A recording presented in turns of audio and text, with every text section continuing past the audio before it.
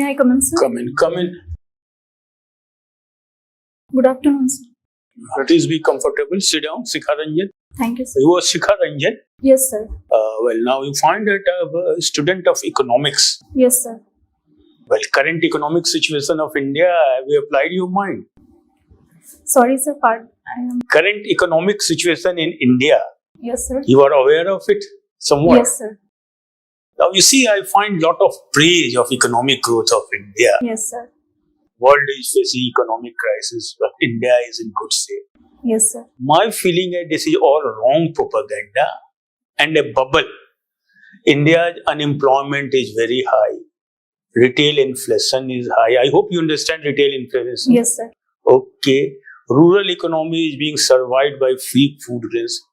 So don't you think that all these claims are bogus and the bubble is going to burst? Can you react? Sir, as far as I am concerned about this, India is on right path as we are fifth largest economy in the world right now and third in purchasing power parity, and as well as where unemployment is concerned, we are working towards it, and we are also working towards inflation also. Inflation is because of international scenario, because of 3 C's, COVID, crisis and climate change. This is faced by all over world. You are optimistic. Okay, now you used the word purchasing power parity. Yes, now what sir. is it? For a layman like me, please explain what is it? Sorry, sir, right now I'm not able to. But you used the word purchasing power parity yourself. Yes, sir. I have read it in economic survey, recent But Indian what is it? economic survey. You don't know. Okay. Now, let me see, there is a G20 meeting going on it. Yes, sir. India is making all-out efforts. What benefit is likely to come to India? Sir, as G20 gives India platform to be a global diplomat. G20 is a union of 19 countries and European Union. G20 addresses the issues which our developing countries are facing. As a leader, as a chairman of G20, India has the immense opportunity to address the global scarcities which are faced by the world, such as COVID, aftershocks of COVID, and climate change issues, and the Russia-Ukraine war crisis. Okay, you didn't use the word jargon purchasing power parity. I'm using two other phrases. Sustainable development Yes, and sir. growth with equity. Have you heard of these words? Yes, sir. Can you explain both of them? Sir, sustainable development means that development in which resources are not used fully in this way. They are used in such a way that we can pass it to the next generation also. And growth with equity means it addresses the inclusive development. Means the overall development and equal proportionate development of the society. Okay, now you are going to be an officer in industry department. Yes, sir. Now, what are the constraints in growth of industries in Bihar? Very textbook style question. Constraint in growth of industry in Bihar that we have used. Yes, sir. Sir, in a historical point of view, we have faced many issues. The biggest one was freight equalization policy, which was also noticed by President Pranab Mukherjee. In that, Bihar not got the opportunity to establish heavy industries in Bihar. And right now, there are many issues regarding land, infrastructure, and labor standards problem. In Bihar, we are facing problems of land. Land acquisition for companies are very tough, and because of so many rules and regulations, and capital issues are there, and we are not having that much skilled labor. You used the word land acquisition. See, generally I draw from you yourself. Look, why do we need land? Why do companies for setting up industry need land acquisition? They can purchase it from the farmers itself. What is the benefit in land acquisition? Let me know. Sir, Land acquisition is costly also. What is the benefit? Why do we want land to be acquired? Sir, land is one of the very essential part of setting any industry. And in Bihar, more than 80% peoples are in agriculture and related works. So land is a very sensitive topic in Bihar. That's why land acquisition problem exists. No, you could get my question. I have a land here. The company identifies this land they want. They can purchase it from the farmer directly. Why do they ask the government to acquire it? That is the theoretical question. What is the benefit in it? Sir, You can ask from the farmers, I will pay you this much money, sell me the land. Instead, the company goes to the government, asks the government to acquire it. What is the benefit? sir, farmers are not willing to sell the land here because their livelihood is dependent on land only, because they are involved in agriculture itself. Okay, there is something you have told. Now, let me something. Have you heard the term startups? Yes, sir. What are the startup and what special benefits are for the startups in the government's scheme? Sir, startups are those small setups which are initiated by any individual, like Ola, example. And government provides financial assistance in this. Some successful startups which has grown big in India. Sir, like Name some startup. They have become unicorn also. Must have heard the word unicorn. yes, sir, unicorn. So some successful startups which have become unicorn. Sir, like Unacademy. An academy, okay, your coaching institute or in Yes, sir. Byju's. okay. Only coaching institute. Proper, of course, they are also industry. Some industry which have grown. You have any idea? No. Good, please, Mr. Samant. When you did your graduation? So 2016. 2016. क्या कर रही हो उसके बाद से? What have you been doing since 16? Sir, after that, I'm preparing for civil services. What happened? So, क्या sir, हुआ? Sir, I'm not able to hear. क्या हुआ? सर, उसके बाद सिविल सर्विसेज की प्रिपरेशन कर रही हूँ और एक बार मैंने इंटरव्यू भी दिया है किस चीज का? 65th बीपीएससी का. अच्छा ये बताइए कि ये ट्रेड डेफिसिट इंडिया चाइना के बीच में क्या है? सर, ट्रेड डेफिसिट उस समय होता है जब हमारा जो इंपोर्ट और एक्सपोर्ट में बैलेंस नहीं हो पाता. चाइना के साथ हम इंपोर्ट बहुत ज़्यादा करते हैं और एक्सपोर्ट हम बहुत कम करते हैं, जिस वजह से हमारा ट्रेड डेफिसिट हो जाता है. Sir, more than I think 80 million से ज़्यादा अभी कितना है हमारा उनके साथ ट्रेड? सर, हम बहुत अच्छे से तो रिकॉल नहीं कर पा रहे, लेकिन ज़्यादा ही मोर देन 50% हमारा उनके साथ ट्रेड डेफिसिट हो जाता है, जितना हम ट्रेड करते हैं उसका. ये गैट और WTO में क्या डिफरेंस है? कम से कम 2 डिफरेंस बताइए. सर, गैट जो है वो पुरानी इंस्टीट्यूशन है और सॉरी सर, रिकॉर्ड. इकोनॉमिक्स से आपका चूंकि ऑनर्स से है ना, यस सर. और ये इंस्टीट्यूशन नहीं है गैट. अच्छा, इंडो पैसिफिक और पैसिफिक ये 2 टर्म है. हम इंडो पैसिफिक बोलना क्यों प्रेफर करते हैं? पैसिफिक की तुलना में हम इंडो पैसिफिक बोलना क्यों प्रेफर? और सर, पैसिफिक अगर हम कहते हैं तो वो बेसिकली जो पैसिफिक ओशियन से रिलेटेड जो रीजन है, जो कंट्रीज हैं, सिर्फ उनको हम सिग्निफाई करते हैं.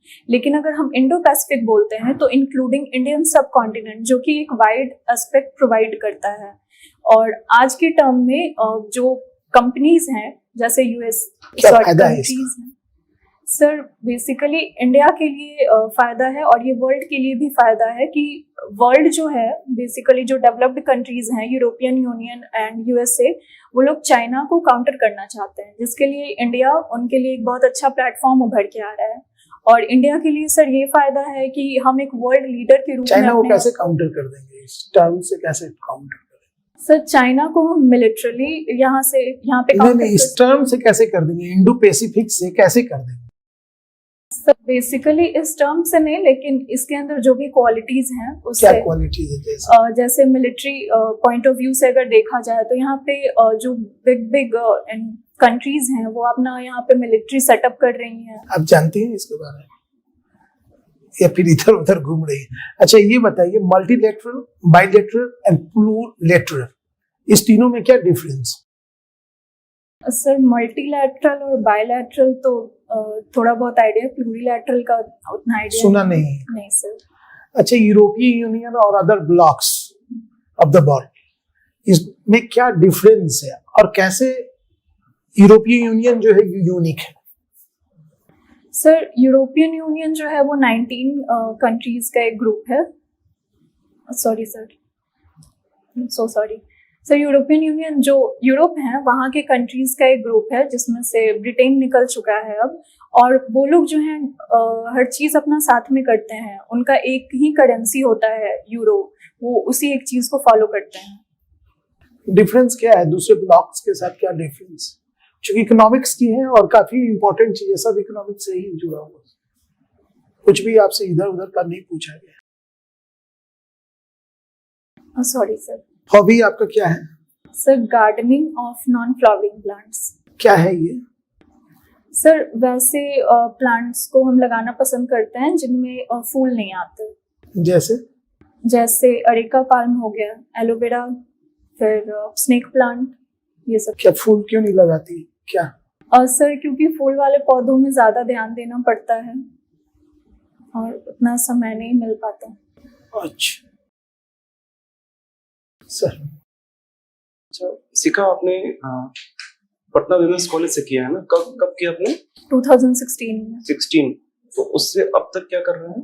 सर प्रिपरेशन कर रहे हैं सिविल सर्विसेज। तो सफलता नहीं होने का वजह? सर शायद मेरी कमी रही होगी कहीं ना कहीं। कुछ ऐसे स्टेप्स तक गए हैं आप इससे पहले? यस सर, एक बार 65th इंटरव्यू दे चुके हैं। 65 नहीं होने का वजह? सर मार्क्स कम थे मेरे। मार्क्स कम थे? Yes sir. ठीक है, तो कहीं ना कहीं सब्जेक्ट पे आपका कमांड कम रहा होगा। Yes sir. ठीक है, टेल मी वन थिंग कि necessary steps for industry development. Industry को डेवलप करना है बिहार में, आपको एज ए प्रोजेक्ट मैनेजर बना दिया गया, क्या क्या आपके स्टेप्स होंगे? सर पहले तो जो मेरे स्टेप्स होंगे कि जो रनिंग इंडस्ट्रीज हैं उनके प्रॉब्लम्स पे हम ध्यान दें कि वो किस किस प्रॉब्लम को फेस कर रहे हैं, और दूसरे होंगे कि न्यू इन्वेस्टर्स को हमें यहाँ पे इनवाइट करना है, तो उनको बिहार सरकार जो है बहुत सारी योजनाएं ला रही है, लेकिन शायद अवेयरनेस ना हो इसका, तो अवेयरनेस फैलाना चाहेंगे हम, और जो भी बिहार सरकार उन्हें सुविधाएं दे रही है उसके लिए हम काम करेंगे। इसी टर्म में एक बियाडा टर्म है, ठीक है, ये क्या है? सर बियाडा, यस सर, ये बिहार गवर्नमेंट की एक PSU है जो कि इंडस्ट्रीज अट्रैक्ट करने के लिए काम करती है। जैसे अभी उन्होंने रिसेंटली 3 पॉकेट्स बनाए हैं, भागलपुर, मुजफ्फरपुर, पटना, और जहाँ पे उन्होंने लैंड को फाइंड आउट किया है कि कहाँ पे इंडस्ट्रीज हम लोग सेटअप कर सकते हैं। तो मुजफ्फरपुर चुनने का कोई वजह? सर मुजफ्फरपुर में पहले से भी बहुत सारे इंडस्ट्रियल स्कोप्स हैं, जैसे पेपर एंड पल्प इंडस्ट्री वगैरह, एग्रो प्रोसेसिंग यूनिट का वहाँ पे सर बहुत अच्छा स्कोप है, और लैंड भी है वहाँ पे। What is GI tag? Sir GI tag full form is geographical indication. ये एक पर्टिकुलर किसी भी प्रोडक्ट को दिया जाता है जो बेसिकली उसी ज्योग्राफिकल लोकेशन पे ही फाउंड आउट होता है, उसकी पहचान वहीं पे होती है खासकर। ये MSME क्या है? Sir micro small and medium enterprises, ये जो छोटे छोटे उद्योग होते हैं ये उन्हीं के अंतर्गत आता है। तो बिहार के इंडस्ट्री को कैसे बेनिफिट होगा इसमें? सर बिहार में MSME का बहुत ज़्यादा ही स्कोप है। यहाँ पे हम लोग पॉकेट्स आइडेंटिफाई कर सकते हैं, जैसे एग्रो बेस्ड, फॉरेस्ट बेस्ड हो गया, उसके बाद यहाँ पे इको टूरिज्म का है, तो MSME को बहुत फायदा है सर। और बहुत अच्छा एक एग्जांपल है हमारे यहाँ पे जीविका का, वो MSME के अंडर ही बहुत अच्छा काम कर रही हैं। जैसे शराबबंदी के बाद एक नीरा प्रोडक्ट आया है, तो सर वो बहुत अच्छा ही एक मैं तो ये समझता हूँ कि शराबबंदी सिर्फ एक ऑन पेपर है, ये धड़ल्ले से चल रहा है, क्या आपकी राय है इसमें?